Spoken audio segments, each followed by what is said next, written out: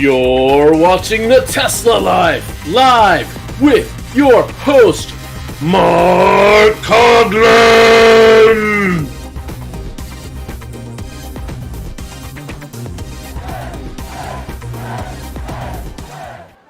Hello, everybody, and welcome to the Tesla Life number 367. Here we are, the 10th of July, 2024. Welcome one, welcome all to the show. With me as regular, we have our two co-hosts. We have Mr. Casey Green joining us from the Mid-Atlantic with his bunny friends. How are you today, sir? Doing quite all right. The go button was a little more sensitive today than typical. And Moto has put her mark on the space. She made me change into this shirt, and then she left all the bunny friends to keep an eye on me. Well, at least sit the one bunny up. He looks like he's in trouble. He fell over. So, but also let her know. Also, who has joined us, Mr. Patrick Connor from the West Coast. How are you today, sir? I'm good. Hello, Tesla Nation. So, guess what today is? It's July 10th. On this day, 168 years ago, Nikola Tesla was born. Happy birthday. Happy birthday, Nikola Tesla. Tesla Day. Yeah, Tesla Day. So, quick note. Last week on the show, Mark mentioned that Tesla has now started a discount program for U.S. veterans and active duty military personnel. So, I'm a veteran. So, after the show, I went and checked it out. It literally took me 2 clicks, and I was in the program. They use ID.me, which I'm already registered there as a vet. So, that's just a really cool way to do it. And then my next topic. There have been 2 things that have been really hot in the last week since we've had this live show. One, Tesla stock. So last week I listed 4 reasons why I thought it would move higher, and I have to say, nailed it. Where's it going from here? Do your own research. That's not stock advice. You know that disclaimer. So, and then the other thing that's been really hot is the weather. Over here in where I'm at, we've had temps over 100 degrees Fahrenheit. Today, just 93 Fred or 34 Charlie. So to combat these energy demands, the local utility has been running VPP events. We had one on Saturday, we had one Monday, Tuesday, and another one kicks off in about an hour. So with these VPP events we've had in the past, they could only pull 3 kilowatts from any one person. And that meant over the span of time, they didn't even drain one of my 3 power walls. So now they've changed it, and they're pulling over 10 kilowatts. So that means, they're definitely extracting more, which is great. In fact, this program's been running for over 2 years now, and I keep sending them notes. Here's things you can do better. Here's things you could do better. And the cool thing is they're actually listening, and they're making changes, and it is improving. Yeah, initially when they started this program, when they could only do 3 kilowatt rate, they were actually reducing the output from my battery and causing a grid demand. And I'm like, that's not, because I'm on time of use, and these would obviously happen during peak most of the time. That's the reason why it's peak. And so I had it, running 5 or 6 kilowatt and powering my entire house. When they came in and said, no, we want your battery to discharge 3 kilowatt.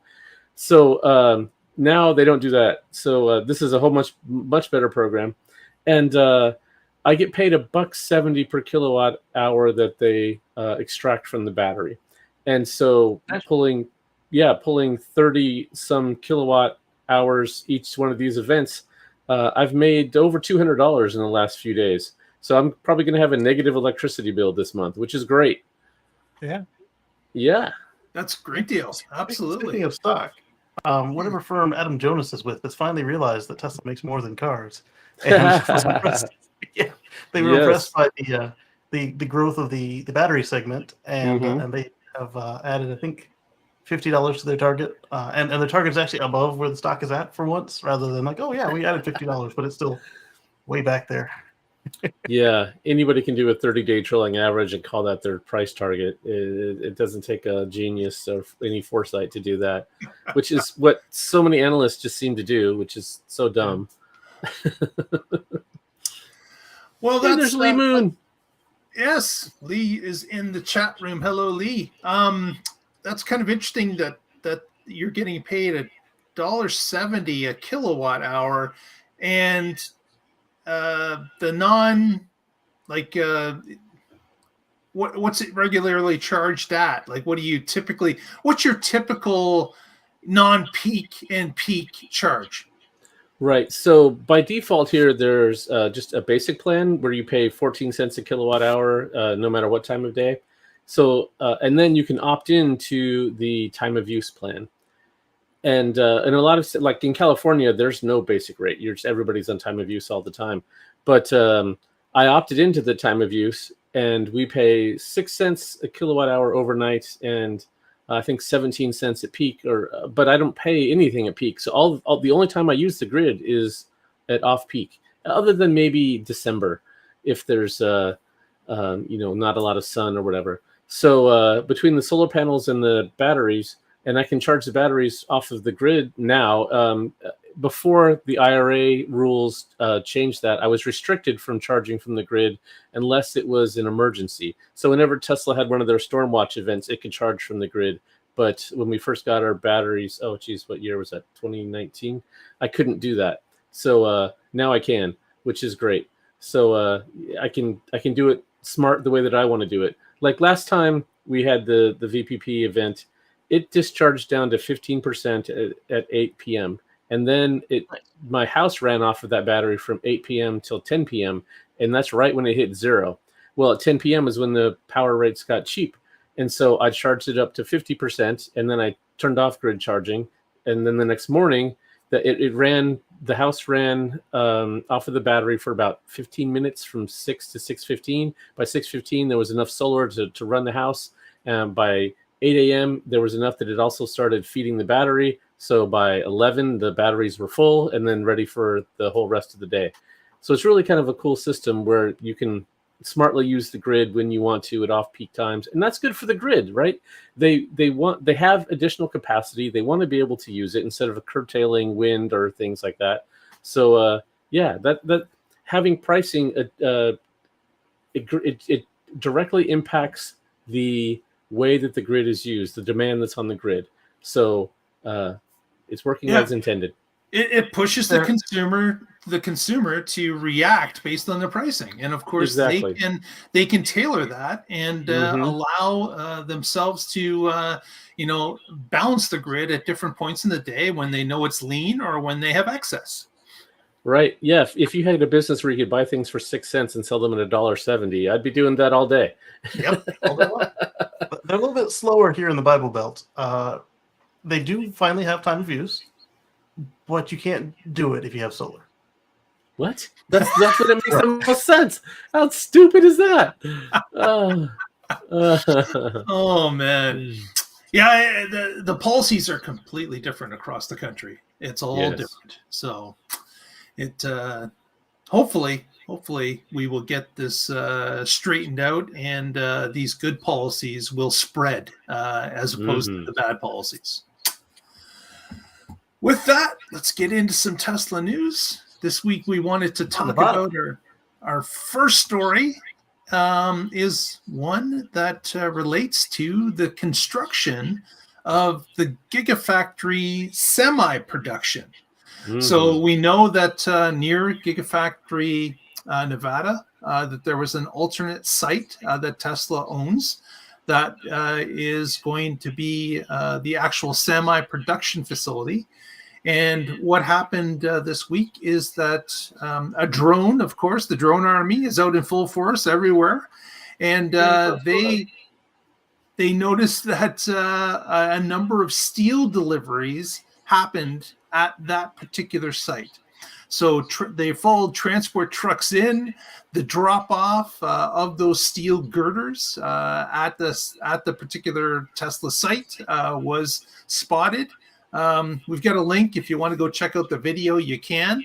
But that certainly signifies that Tesla, one, is spending money on the materials, and two, if it's been delivered, which it has, typically they have some sort of a production where they will get involved with the start of construction, the digging of holes, the the shoring up of the foundation, and then the setting of those girders should be close at hand.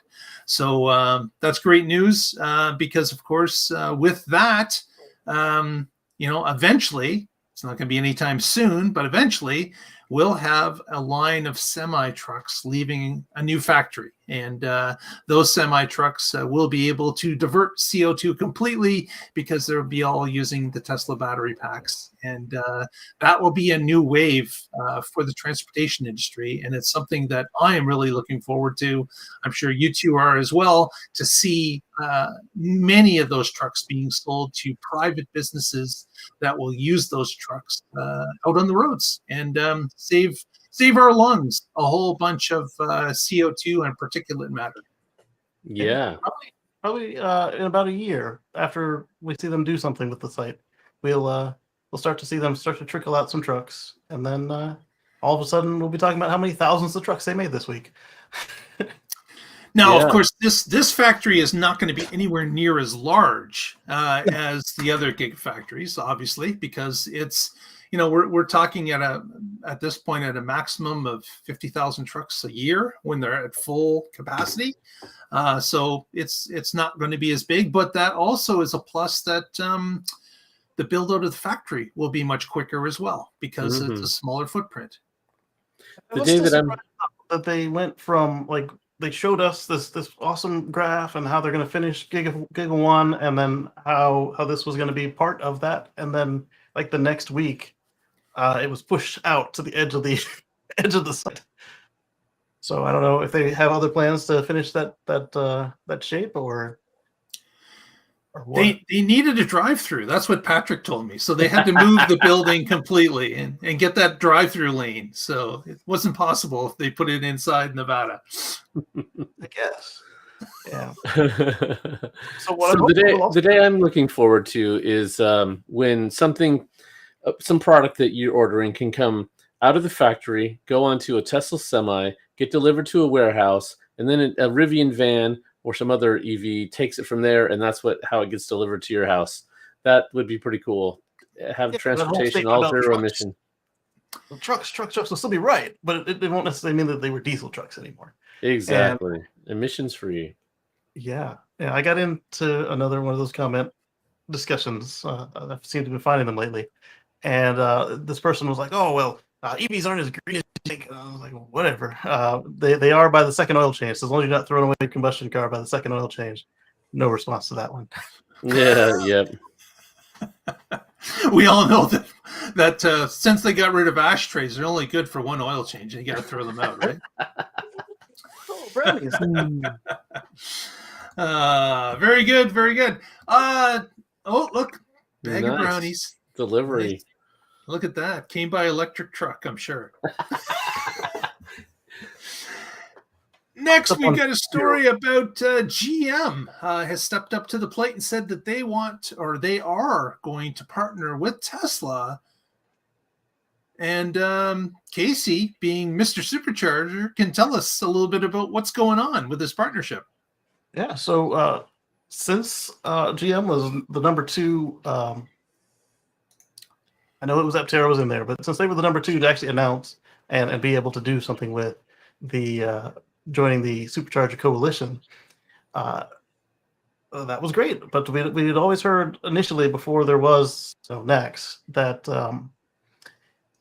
Elon and crew had wanted them to kind of pay in, carry your own customers, right? And so now we have this word from GM. They're going to help build 1,000 Supercharger sites in Mexico.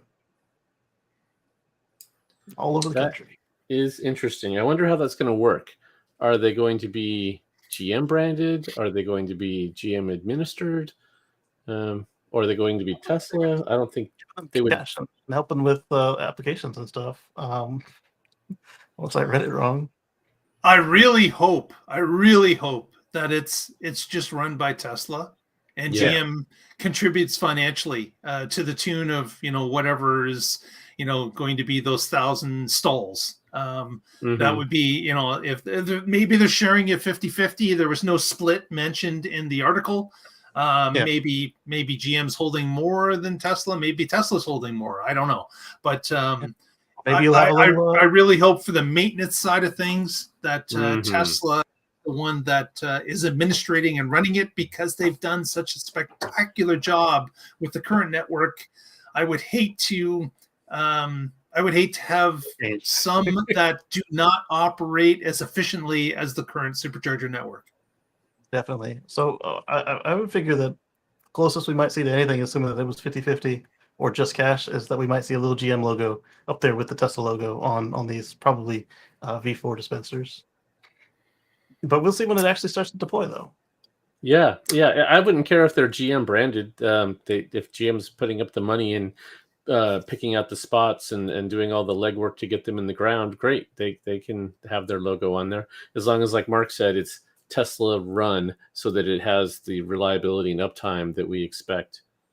Yeah, and of course they did mention in the article that these are Tesla Superchargers. So obviously the equipment is going to be coming from Tesla, from the Buffalo, New York, most likely, and just like all the other Superchargers will be shipped and installed. But it would be a mistake to do otherwise, because Tesla right now is the cheapest to acquire and install, and they just joined the Supercharger Coalition, so all their cars that will be able to use this will be able to use Superchargers. So I was just looking on supercharge.info to see how much infrastructure's in Mexico right now, and more than Australia. Yeah, it certainly has some, but there's a lot of room for more. So adding another 1,000 looks like it'll be pretty helpful. Absolutely. And it's kind of interesting that we've heard, before NACS took off and everyone joined, there was the conversation about other manufacturers banding together and creating their own networks. I just hope, I just hope that GM comes through with this completely. Whereas in the past, when they talked about joining other networks and we're going to get together with others and create X amount of chargers, they were just PR releases. Nothing really happened. I hope that Tesla and GM can work together well, and that these 1,000 stalls can start being distributed immediately. In the article, it didn't indicate the type of time frame that was on this. But hopefully we can get some clarification as the project starts. Also, I bet that the Stellantis customers would like to see some clarity, some further color on what's going on. They joined the port, but they didn't join Superchargers, and that doesn't help, does it? You're gonna get an export, but you haven't joined the ability to use the chargers. That well, they said we joined 3,400, and we're doing our own network with Honda and GM and Ford, and then they came up with a name. But you got the Ram chargers to come out, and you can put gas in it. But what about the one that doesn't have an engine?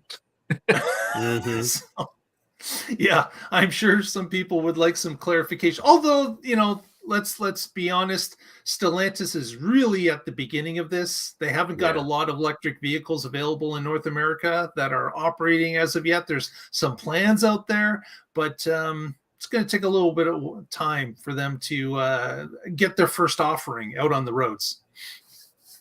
That it will. Next, let's take a look at, the Model 3 Mule was spotted again. And I think, we got a photo of that, I believe. Look at the windows. Let me grab that. And that's one of the cool features of this, as Casey mentioned about the window being down. Sure. I have to scroll all the way to the end because here we go. Let's share this.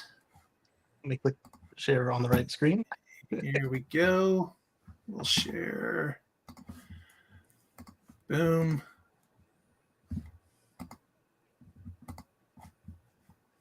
share.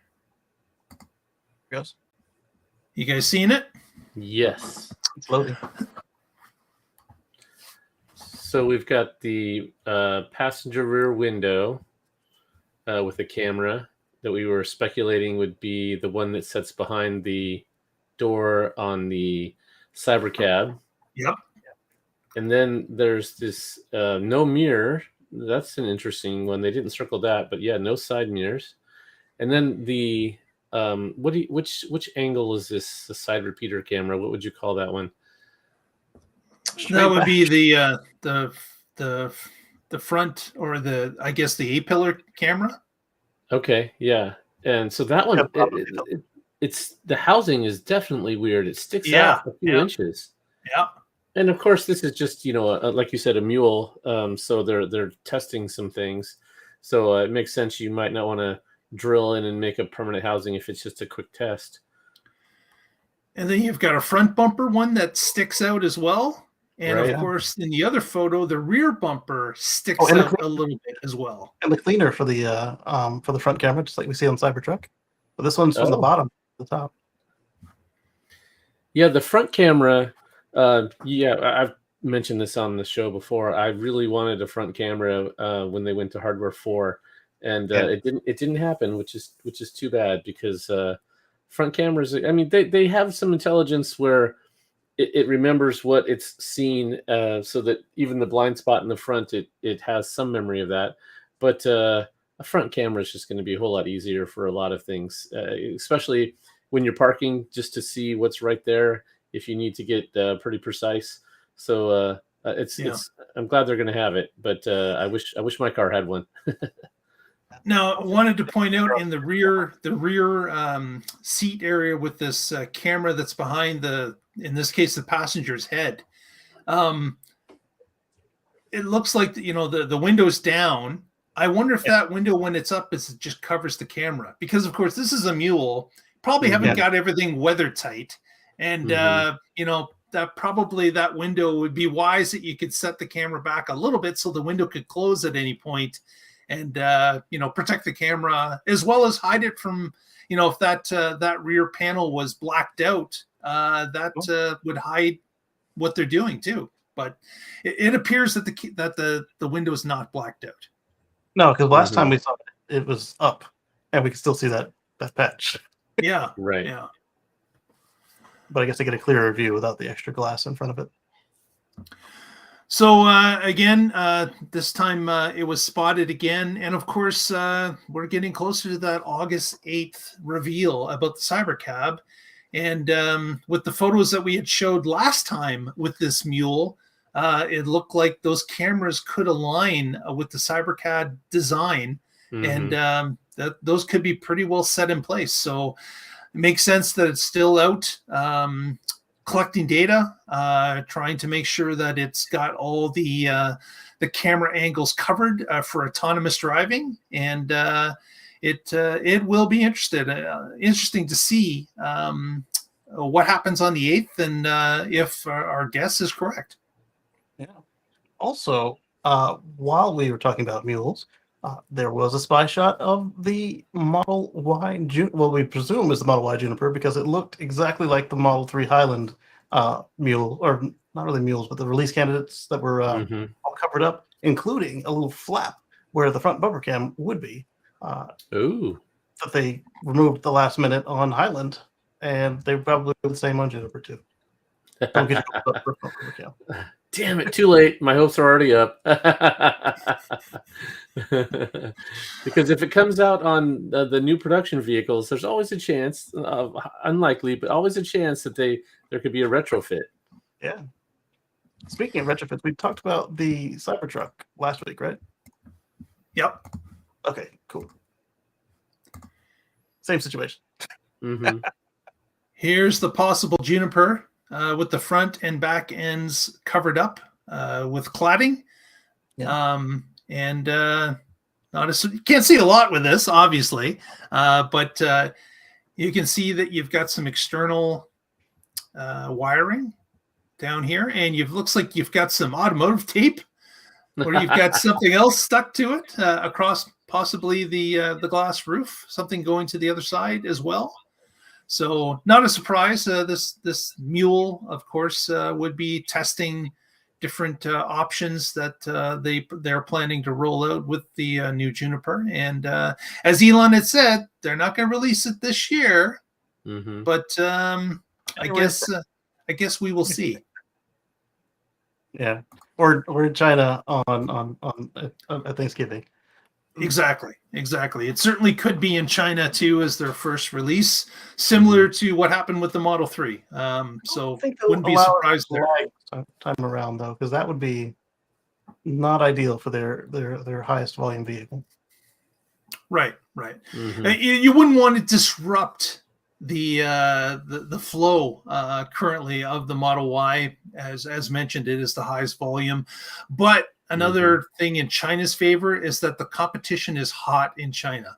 So you've got Tesla trying to remain on top with their changes and modifications and additions to their electric fleet, and that probably would bode well to have the car released there first, anyways, just like the 3 was. So I wouldn't be surprised. There's another difference between the Highland spottings and what appears to be Juniper spottings, is it's got the last wheels on it. It doesn't have. We saw Highland with the Model 3 performance wheels without the covers on them. The Model 3 regular wheels without the covers on them, and here we just saw the silver Gemini wheels. Yeah, which are gone now. You can't even pay extra for them anymore. That's right. It's all turned to black. But and then the mule that they showed for the Model 3, that was like I said, it's the Highland. So it's you've got a different piecemeal, depending on what's going on, to have that vehicle that has different hubcaps and whatever. It's probably parts are lying around and say, we'll slap that on, we'll take it out on the road. It doesn't matter. It doesn't have to look good. It's just a mule. Well, that's how the Falcon Wing doors started. You just had a Model S that had Falcon Wing doors on it, and then they made them more refined later on. Exactly. Next, let's move on to, speaking of Shanghai, somewhat. We've got European inspectors arriving at Giga Shanghai as Tesla has asked them to check out the facility in Shanghai to see if they could reduce the tariffs that are currently hitting Chinese manufacturers. Now, of course, Tesla delivers a lot of Model 3s from Shanghai to Europe, and those cars are starting to be hit by tariffs. In fact, there was a tariff, an increase in price in the Model 3 in Europe because of those tariffs that started, I believe it was July 1st. So Europe has started to impose those tariffs, and manufacturers that are importing from other points outside of Europe, they're now looking at the scale as to what they believe those vehicles, what the percentage of them, for example, are Chinese, or how much is made in China. And some of them are getting slapped with hefty tariffs. Tesla's not getting slapped with as much, but they're still trying to reduce the amount by getting European investigators to look at the actual production process at Shanghai, because a lot of the parts are still coming from Tesla. I guess they would be suppliers across China, but also outside of China. And they're trying to show the investigators that, listen, whether the vehicle's made here, or it's made in Germany, or it's made in the United States, all the things, it's still put together the same way. It's put together by a certain crew that operates in this way, no matter what factory they're from. And the parts are coming from these sources. And they're trying to show to the European investigators that we should not be slapped with the full tariff. And obviously, if you were a manufacturer that was being slapped with a huge tariff, you'd be looking for ways to reduce it. If you believe that the production process was within the terms that the EU puts out, and everyone has to abide by it, and if you're abiding by it, you're going to try to prove to the investigators that is the case, whether it's made in Shanghai or whether it's made in Berlin. I can kind of see. I mean, I definitely see, why Tesla wants to do it, but I can definitely see where the EU is coming from. As far as you're concerned, Model Ys are German and Model 3s are Chinese, unless they shipped them from Florida to Europe. And they're not wrong. But at the same time, until Model 3 is able to be giga-cast, and I don't see them retrofitting Giga Shanghai to go back to the million pieces of welded aluminum to make a Model 3. They would be more likely to make a 3 if they could giga-cast it. And I think that we'll probably see that succeed before we see much change from this inspection. They might get a couple points, but as somebody talking about, times are tight, jobs are spilling out, whatever, that's a Chinese car, unless it came from Florida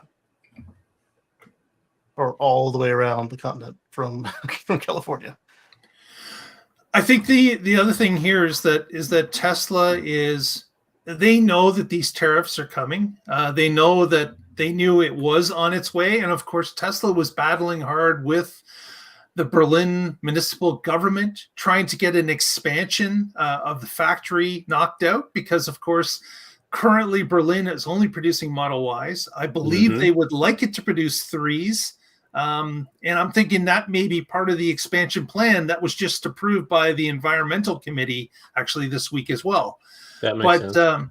It certainly is something that they are short on space, and in order to keep the Model Y production, which of course is at its maximum, they didn't have any space to give to the 3. But with this new expansion, I'm willing to bet we're going to see a 3 line show up there sooner rather than later, because this is going to give them that flexibility that we've always talked about. When you've got multiple factories across multiple continents, you have the ability to supply as needed. And of course, being inside of Europe, you won't have those extra tariffs that are being slapped against the Model 3s currently. So, right.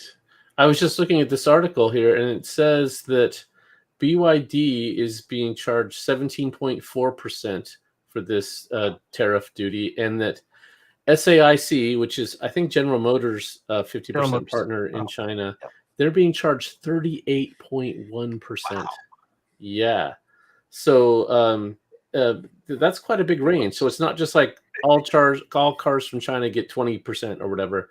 It does matter. And so making sure that the EU understands exactly how and where every part comes from, if that can get you closer to the 17% into that range compared to almost 40%, that's huge.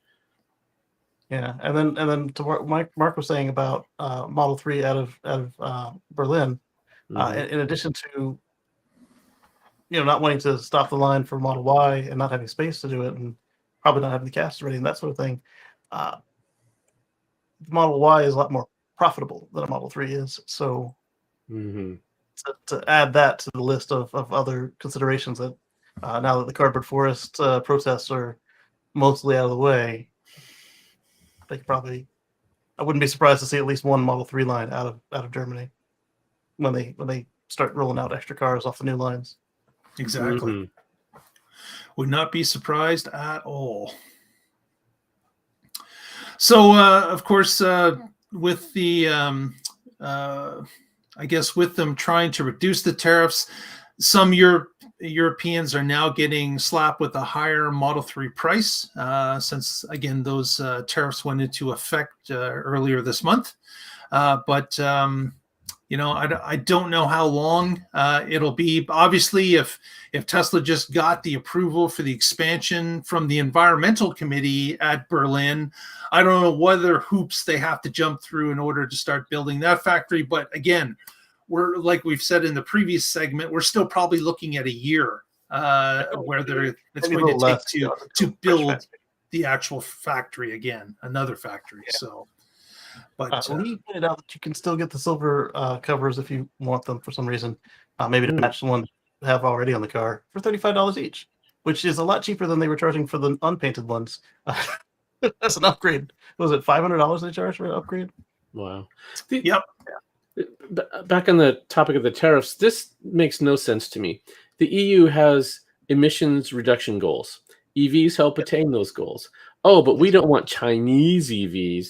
Right. Come on. If when they get to the point that they're 30% of your market share, maybe you can consider it. Or maybe your local factories can just compete better and make products that don't have to be shipped in the first place. And that alone should be enough that you can win if you actually have a viable product. So I don't know. This protectionist crap against EVs, I think, is slowing down the goal that we all need to reduce fossil fuels. On that argument, Patrick, I would certainly agree that it is going to slow down the process. But yeah, I would argue on the other side of the coin is that there are, yes, the other manufacturers did not get involved in EVs quick enough. Mm-hmm. But I do look at China as a rather large country that has a rule of government that makes other manufacturers under their flag operate in a certain way. And so they can all act together. They can all collect minerals faster. They can all make the process faster. They can mandate the people in the country to only buy EVs. All these things collaborate into China becoming a superpower when it comes to EVs that a democratic country is going to have a real difficult time keeping up with. And I think some of those protections are going to have to be put in place in order to protect some of those businesses. I think going forward, yes, we should get up to speed eventually. But I think with China's manufacturing might and the ability to have everybody under one flag and one purpose, I think it's going to be real tough for Europe to compete. And I think we need a little bit of some protectionism to protect those large businesses that are operating, chasing the dollar with the IC cars. I get it, but I even look here in Ontario. We've started to build a pretty good economy for EVs that has just started. And if we allowed Chinese cars just to flood the Ontario market, we may lose all those jobs or a good percentage of them because people would just be buying those cars. And if the Chinese sales go up to 30% in any given country or territory, you're not going to dislodge them. They're going to be there forever, and it's just going to keep pushing harder and harder. Yeah, in addition to their economies of scale benefits you mentioned, Mark, they also have next to zero labor costs compared to what we pay for automobiles. And then look a little bit further, look at closer in Patrick's point, look at what happened in New Zealand. They started pushing a lot of anti-EV mess, and it has taken hold so fast that their EV rates have dropped and their combustion rates are up. It's ridiculous. But look at on my point that I've made in the past, look at what's happening in Mexico right now is what we're trying to do is incentivize our factories to not build so many fossils and start building EVs, etc. But look at what they did, and they just either straight up funded some sites in Mexico, or they did the shell company game and funded some sites in Mexico, so that way they could sell the exact same product with a different badge on the front that actually qualifies. And I have a feeling that Europe's about to see that because you can do it on a train a lot faster than on a boat. Yep. Absolutely. Next, let's move on to, what was this? Oh, yes. In order to spur more sales, Tesla has dropped their interest rate again, this time in the UK. They've dropped it to 0% on Model 3 and Model Y. So again, as we've talked on this show many, many, many times, if you're on the fence and you're looking at purchasing a 3 or Y in the UK, think long and hard and act quickly at this point, because as we've seen in North America, the 0% didn't last all that long. It disappeared in under a week. So this is something that you need to act upon if you want to get that car. And ours was next to free money. This is free money. This is free money. So it's free money. It's something that certainly, if you're thinking about it, it's time to act, because again, if North America was any indicator, the 0% will not last long. As soon as they get whatever percent they're trying to hit, that scale tips just a little bit or starts to tip, it's gone. Right, and this says take delivery by September 30th. So if you wait until September to order it, and they go, oh well, a whole lot of people have just ordered last week. Yours will be here in November. Oh, no, then you missed out. You know, right. So don't hesitate.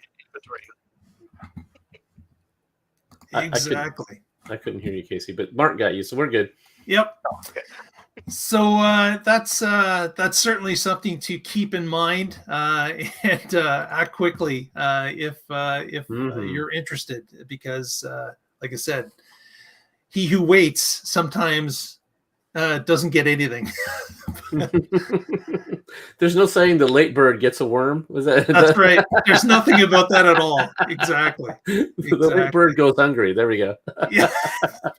The late bird is starving. So there is an absolute need to move on that. Now, here's something that our next story, which I didn't think I would see, but I guess it kind of makes sense as well based on the popularity of Tesla. But we are going to share this video. Here we go. Let's go share. Boom. And if you notice the wall decorations behind Mark, you might see why. You might know why he cares about this video. Good point, Patrick. So it appears it wasn't me. Some people got out of a Model 3, pulled in beside a Model 3, and stole the wheels and wheel covers off this car. So you can see them yanking them off the front and the back, throwing him in the car. Too bad the thief didn't forget his phone. He almost did. Yeah. And they reversed out and were gone. No front plate. So, yeah, that's too bad. They don't have a front plate either. Exactly. So no identifying marks. But, as mentioned earlier in this podcast, the wheel covers aren't all that expensive, $35, $45, something like that per cover. But I don't know. It's sad to see that. It is. But as Tesla drivers, you would think they would know that there's cameras on the side. He got his face all up in there. Mm-hmm. He got one wheel cover, maybe two. They stole two. He's got a full set now. Is he selling them, or is he just putting them back on his car? Yeah, exactly. Yeah. And it appears that the one that they leave in is a refreshed Model 3. Am I correct? No, it's not. It's an older one. Okay. But it does. It might have the. No, it doesn't even have the projector lights. So yeah, if you know that guy, leave a comment. Yeah. Go on to our Twitter feed at the Tesla Life and out these people. It would be good to find out who they are, even if you knew one of them, and to to promote that you're always being watched. And I don't know why these guys aren't even wearing a mask when it comes to this. They could so easily do that, but they have decided that maybe they don't know. Maybe the Model 3 they came in was a rental. Who knows? Maybe. Certainly, I wouldn't think it would be stolen because it's very tough to steal a Tesla without being caught. But maybe charge $100 for these covers. Exactly. So maybe, as Casey mentioned, maybe they're just popping them off this car and putting it onto theirs because theirs is missing some covers already. Right. Because if they were selling them, they wouldn't have left one. Yeah. So there's one on the back, but not on the front. And one one back and one front missing, and it looks like they took two covers. So maybe they're just taking somebody else's to stick on theirs. They show up at the next Tesla meet. Somebody says, "Oh, you got that fixed." Yeah, we did, huh? And of course, they could have had their covers stolen too. It's it's a revolving cycle. Could be, but again, still doesn't make it right. You shouldn't be taking other people's property. That's just wrong on so many levels, and you need to stop doing that type of behavior. Needs to stop. Yeah, and he got his jeans all up against if he's got bits on there, he could have scratched the other car. But as you mentioned, Casey, I just don't understand why they, didn't think about my face is going to be all plastered over this. The guys, obviously, if they're owners of a Tesla, they should be familiar that the car is recording all the time and it's going to pick them up. And the guy that's taking the one off the back, he's in prime vision of that A-pillar camera, the front fender camera that's going to pick him up. I think he assumed he'd be behind the door. That's why he left the door open like that. Maybe. And he was just wrong. The angle wasn't what he thought it would be. Yeah. Love it. So that's about it for this week. Thought we would we haven't got anything more at this point, but how about you out there watching the video? Have you ever been had anything stolen off of your Tesla while it's been in a parking lot? Has anyone stolen wheel covers or hub covers from you, or lug nut covers even? Because of course those things can be quickly grabbed. It would be interesting to hear from you out there as to what you've seen in your travels. Not on my Tesla, but I've had the dust covers stolen off my valve stems on other cars a couple times.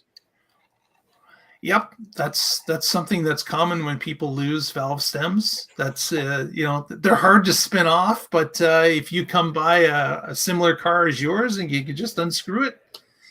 But again, I would never do that, just for the fact that you're being recorded all the time now. Mm-hmm. Yeah, you probably get a bag of them for like 20 of them for like $1.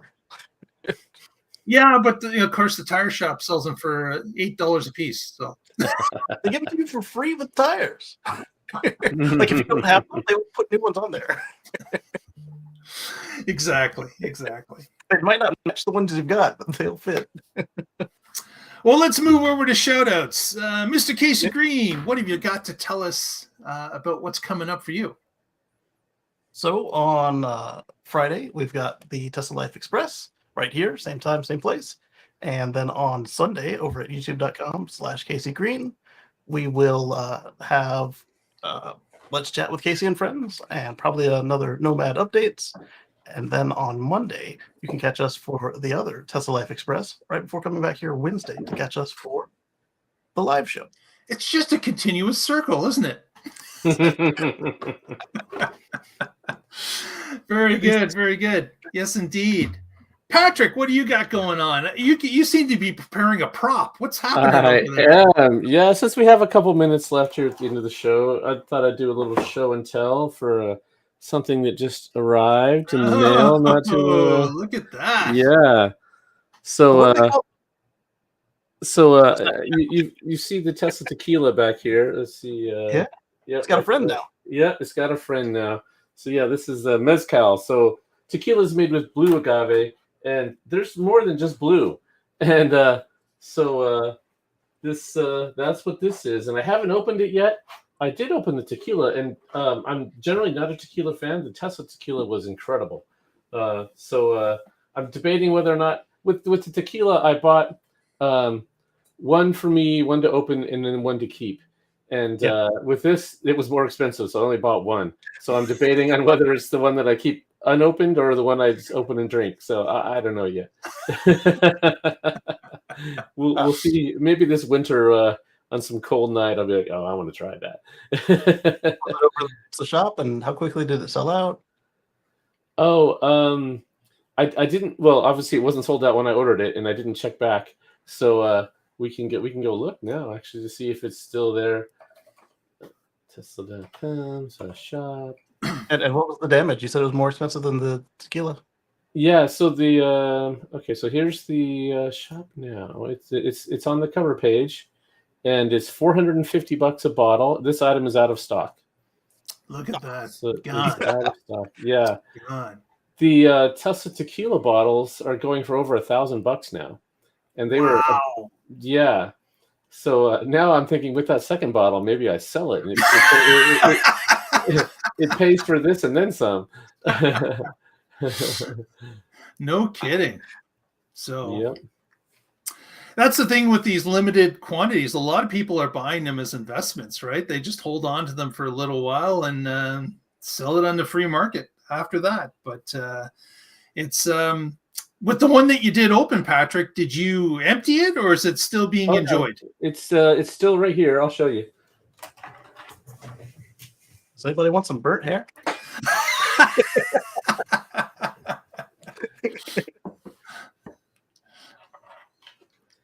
Yeah, so on this show and on What Drives Us, I did a little sampling, and you can see that I've drank that much of it. You've barely touched it. Yeah, exactly. You've barely touched it. Barely touched it.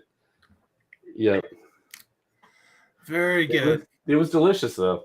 That's good. That's good. Well, with that, if you haven't already, please give us a thumbs up on the video. That would be really helpful to us. If you want to follow us throughout the week, you can see us on Twitter at The Tesla Life, or I should say X at The Tesla Life. You can also see us on our Facebook page, The Tesla Life #1. And you can get updated throughout the week. And as Casey mentioned, we have an express show happening Friday and Monday as well. And of course, Casey's show on Sunday. So get yourself lined up, and we will all get together again and find out what's happening in the Tesla life. Thanks, Lee Moon. Appreciate the music. Stay positive. Test negative.